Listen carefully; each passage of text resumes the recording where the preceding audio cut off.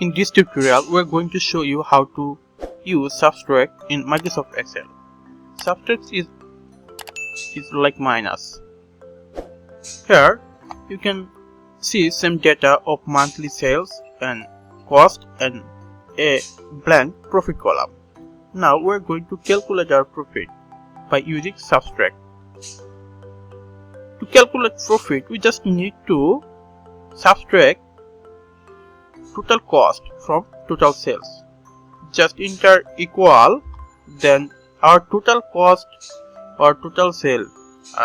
If we want to subtract this or gain the profit, we just need to subtract total cost from total sales. So we are going to first select total sales. Our total sales is 100 minus or subtract.